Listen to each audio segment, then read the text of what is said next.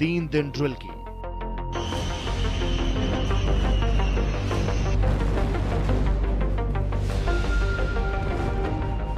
Taiwan को लेकर चीन की नीति काफी सख्त है। इसका अंदाजा इस बात से लगाया जा सकता है कि साल की शुरुआत में ताइवान के राष्ट्रपति की अमेरिका विजिट से नाराज होकर चीन ने युद्ध अभ्यास शुरू कर दिया।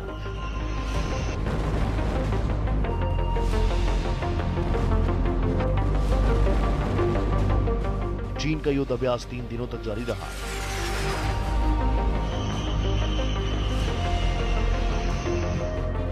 ड्रिल के दौरान चीन ने ताइवान को 71 फाइटर जेट्स और 45 वॉर प्लेन से घेर लिया था।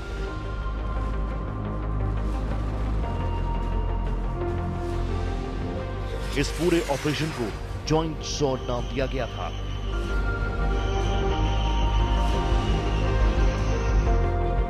कई बार देश दूसरे देश में सैनिक अभ्यास की आड़ में हमला कर देते हैं। चीन लगातार कुछ समय से ताइवान के आसपास सैनिक अभ्यास करता जा रहा है। ये संभव है कि किसी दिन ये सैनिक अभ्यास युद्ध में तब्दील हो सकता है।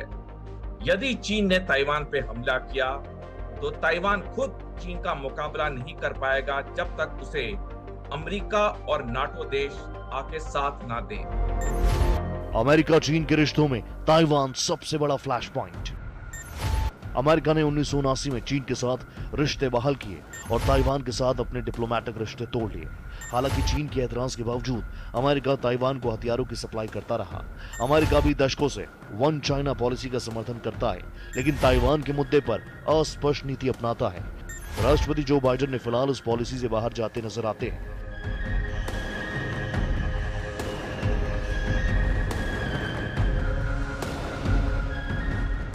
उन्होंने कई मौकों पर कहा है कि अगर ताइवान पर चीन हमला करता है तो अमेरिका उसके बचाव में उतरेगा।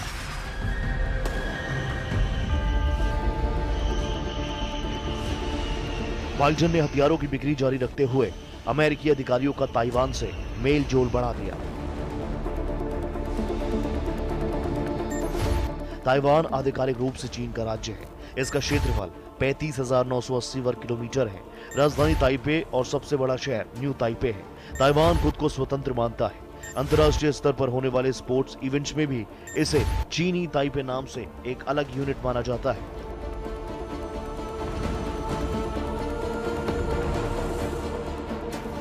जो देश चीन के साथ राजनयिक संबंध बनाए रखना चाहते हैं, उन्हें ताइवान के साथ अपने औपचारिक संबंधों को बदलना होता है। यह चीन की मुख्य जमीन से करीब 60 किलोमीटर दूर समुद्र के बीच सा है। इसकी official currency new Taiwan dollar है। ताइवान के चीन के फ्यूकियन और क्वांग बसे हुए लोगों की संतान है।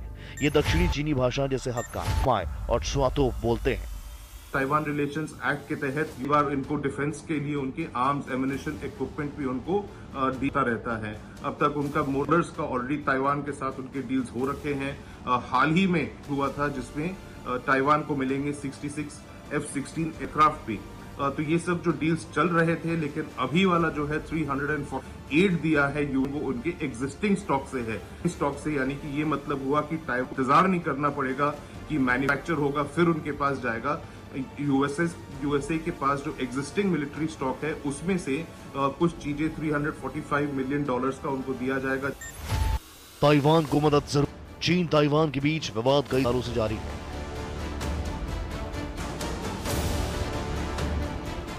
मुद्दे पर नजरिया स्पष्ट है। चीन उसका हिस्सा बताता है। ताइवान का कहना है कि हम एक संप्रभु देश की तरह स्वतंत्र अस्तित्व रखते हैं। इन सब के बीच ताइवान के समर्थन में खड़ा है। हाल ही में 28,000 करोड़ के सैन्य पैकेज देने का ऐलान अमेरिका ने किया, जिनमें हथियार का ट्रेनिंग तक शामिल है। अमेरिका के इस ऐलान भड़क चुका है और साफ किया है कि ऐसी किसी भी तरह की मदद वैश्विक शांति के लिए खतरनाक है।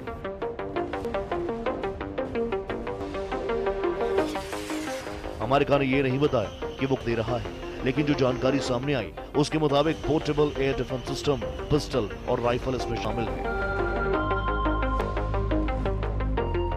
अमेरिका का कहना है कि अगर कोई भी दूसरे संप्रभु देश में दखल या कब्जा करने की फिराक में हो तो उसके मदद की जिम्मेदारी हर एक मुल्क की होनी चाहिए। है कि ताइवान को अटके पैकेज के ऐलान से चीन समझ रहा है कि ये तो महज शुरुआत है। इस तरह अमेरिका धीरे धीरे ताइवान में अपना दखल बढ़ाने में कामयाब होगा और असली लड़ाई उसके साथ हो जाएगी। चीन ने दी अमेरिका को धमकी। अमेरिका में चीनी दूतावास के प्रवक्ता ने कहा कि दरअसल अमेरिका तनाव बढ़ाने का काम कर रहा है। अमेरिका को हथियारों की सप्लाई नहीं करनी चाहिए। अब चीन को मिर्ची क्यों लग रही है? दरअसल अमेरिका जो हथियार ताइवान को देने जा रहा है वो अपने रिजर्व हथियारों में से देगा। इसका अर्थ ये होगा कि ताइवान को हथियार जल्द मिल जाएंगे। इस संदर्भ में अमेरिकी सीनेट ने राष्ट्रपति जो बाइडेन को अधिकार भी दे दिया है। ये निश्चित है कि चीन ताइवान पर हमला करके उसे अपने देश में शामिल करेगा, क्योंकि हर मुमकिन कोशिश कर रहा है किसी दिन अचानक वो ताइवान पर हमला करके उसे वापस अपने देश में शामिल करे। चीनी जहाज से हुई फायरिंग। चीन और अमेरिका के बीच ताइवान को लेकर विवाद होता रहता है। पिछले साल चीन की चेतावनी के बाद भी अमेरिकी संसद की स्पीकर नैन्सी पेलोसी ताइवान का दौरा कर चुकी है। तभी से चाइना ताइवान पर भड़का है। पेलोसी के इस दौरे के बाद चीन और अमेरिका के बीच तनाव काफी बढ़ गया।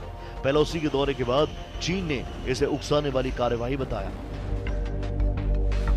चीन ने कहा था कि अमेरिका को इसके गंभीर परिणाम भुगतने होंगे।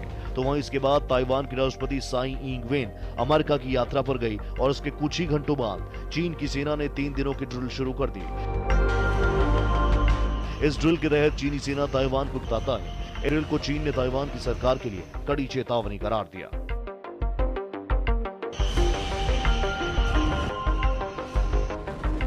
ताइवान के रक्षा मंत्रालय की तरफ से बताया गया कि 71 चीनी सैन्य विमानों और 9 जहाजों ने ताइवान स्ट्रेट मेलियन लाइन को पार किया। यह रेखा चीन और ताइवान के बीच एक अनौपचारिक बंटवारे बताने वाली लाइन है। न्यूज एजेंसी रॉयटर्स की तरफ से बताया गया कि चीन की नौसेना ने एक जहाज ने टैक से एक राउंड फायर किया। यह फायरिंग उस समय हुई जब चीन का जहाज ताइवान के सबसे करीब पिंगचन द्वीप के पास से गुजर रहा था। इसके बाद फिर चीन ताइवान पर हमले के लिए युद्ध अभ्यास कर रहा था।